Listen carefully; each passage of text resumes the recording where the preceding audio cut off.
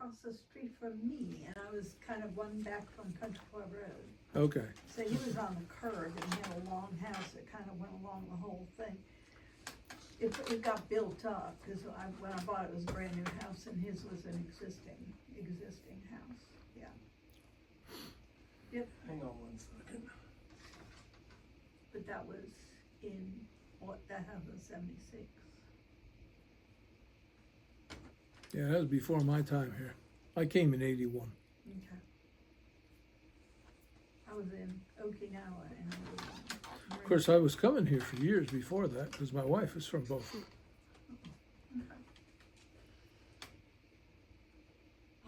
When we speak, I'm going to ask you questions, and those questions aren't going to end up in the final video. So as you answer the question, reference part of the question in your answer so that an audience will know what you're talking about as in your That's answer. rare. That an Well, audience I knows know, what I'm talking I know. about. And it's a real skill. Not everybody can master being able to parrot that question back in a coherent way, but I think you can do it. Okay. All right, and Dan and I have just really met recently at a Beaufort dinner. The installation. An installation, talked a little bit, and I immediately said, I must have this man in the video. So that's where we're coming from. But that's a key thing, and just look at me. These guys are gonna be moving around, but they're not important. You gotta look at me. I'm better looking than they are. That's true. All right, okay. Well, we agree on that. So we just move forward on that.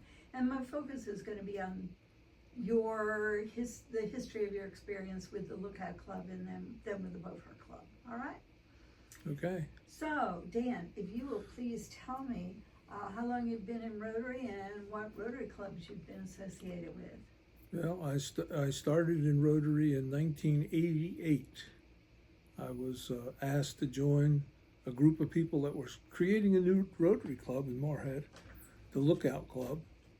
Pat Osmond was my sponsor, and he was a lifelong friend. Lost him too early. So I joined the club. I had never been a member of any kind of civic organization. My previous career was at Ohio State in Columbus, Ohio, which was way too big a city for me. So I joined the Lookout Rotary Club and became president 2 years later. I enjoyed my time in that club. I had perfect attendance for 21 years. And then I moved from there to Goldsboro. And I joined the Goldsboro Rotary Club that met at 1 o'clock on Tuesday, a very unfortunate time for a college administrator. That's when people were looking for me to come and visit, whatever. So I've been making up at the Fremont Club, just 15 miles north of Goldsboro. Talk about a small club, 17 members. 5 showed up, 6 showed up, never had a program, just ate, talked, kibitzed about what was going on in the community, and went back home. It was an evening club, so it was more convenient for me. Interestingly, the people in that club became very good friends, very fast friends. Some of them served as trustees in the community college where I worked. And we had a district governor in that club during the time I was there. So for a small club, we had done really well. Our big fundraiser there was the Daffodil Festival. Most people have never heard of the Daffodil Festival. We cooked a pig all night long and sold it the next day. And we did very well with it. And in fact, some of the things that we funded a little girl's treatment for cancer. She was only 4 years old. Her father cooked the pig. So that was kind of fun.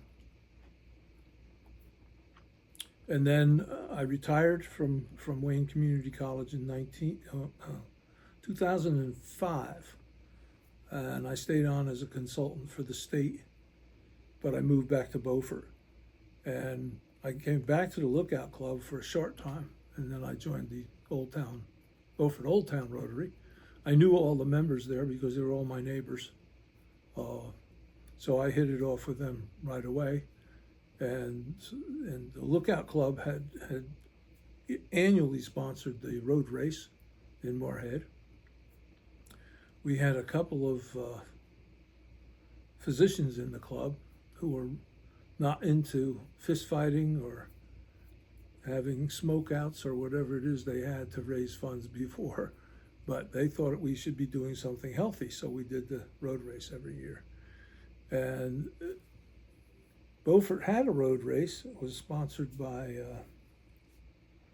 St. Egbert's for years, and the funds went to St. Egbert's, and their race started to grow, and they asked the Lookout Club if we could help with the race, and so we kind of took it over, the Beaufort race, with the proceeds going to St. Egbert's.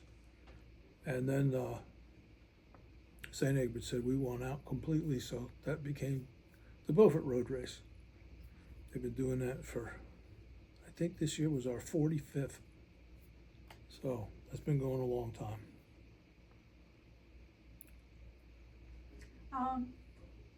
Obviously the road races meant a lot to you. Was there a project in the Lookout Club that meant a lot to you?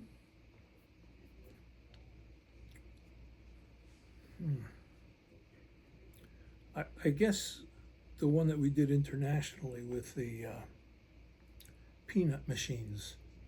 I can't even remember where that was. Zambia or someplace. They sent the parts there, and some of our members actually went there and helped assemble those units. Matt Zettel Hold on, was. just and start that over in just a minute. We have to quiet down the hallway. We're recording.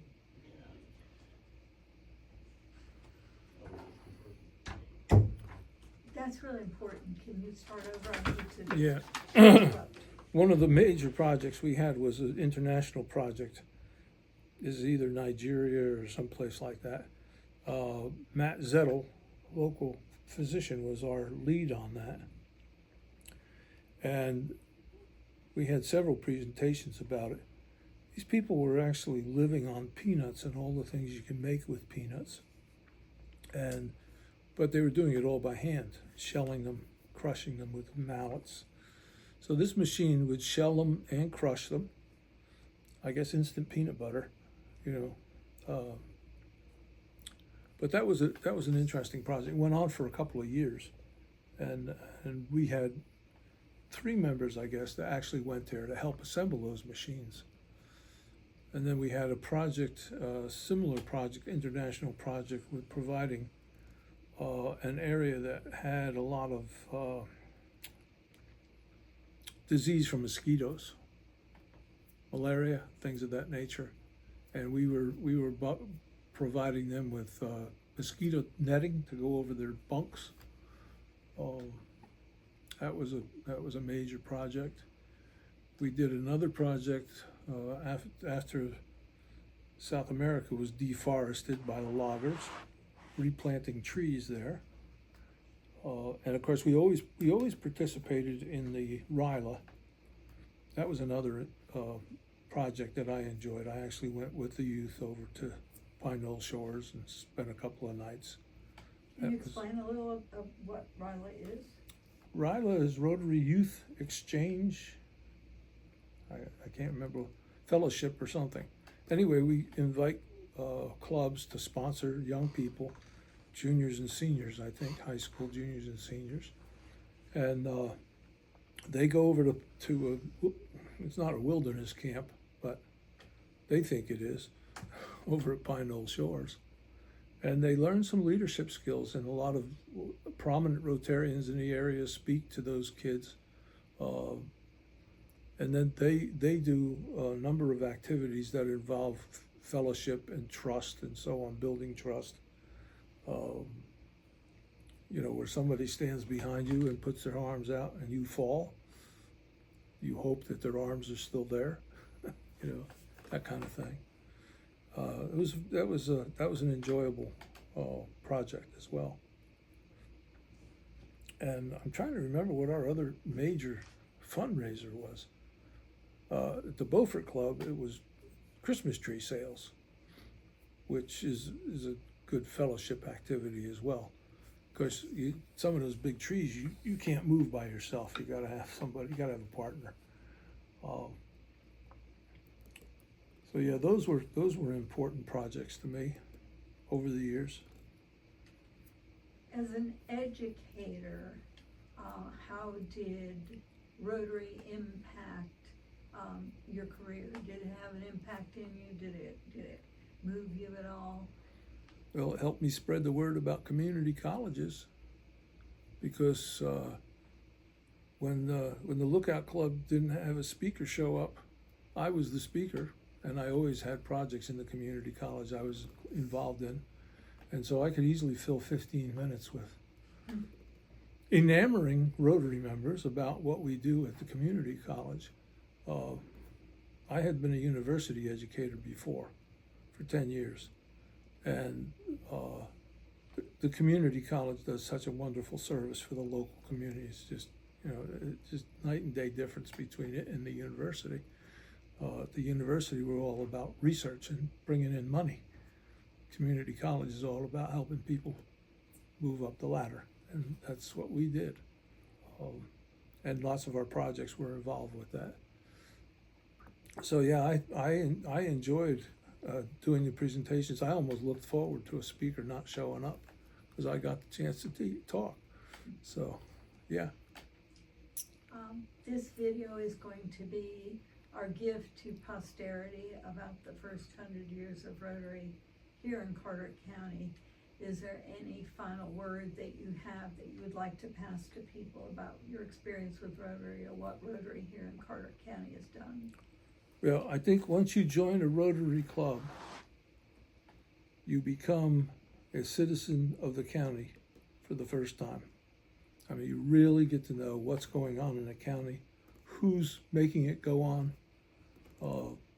Rotary gave up an important thing, in my opinion, when it stopped the mandatory attendance, because I knew every Rotarian in Carteret County because I couldn't always be at Lookout Club for one reason or another, and I made up all over the county.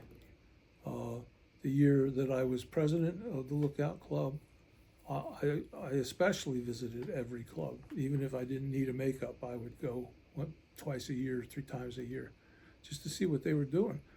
I mean, there's nothing better than stealing an idea. I mean, creating an idea is a chore. Stealing one's really easy. I mean, the Happy Dollars that we all use, that was stolen from one of the clubs somewhere. John Capps probably stole it originally. John was well known for taking ideas and making them his own. So yeah, I think the idea of joining a Rotary Club is that you learn how to become a citizen. I never knew what was involved in the community. I just went to work and came home, ate my supper, and went out in my wood shop. But there's so much more to life in a small community, especially, to find out who these people are and what they're doing. Then I got to meet, because Rotary's made up of leaders, I got to meet leaders that I would have never met through my contacts at the college. Just the administrator of the hospital, why would I meet him? He was in the club. That's how I met him. And we developed some good partnerships with the hospital as a result of some of that. That's excellent. I love your insight. That's terrific. That's very, very meaningful. Thank you for sharing that. Appreciate you coming, Dan. Thank you for taking the time to share your story. Oh, you're most welcome. We can't guarantee what's going to end up on this final video, but all of the tape is historical and is going to be available. So I've got some real gold nuggets from what you said. Okay, good. Thank you. Good. All right, let me just check.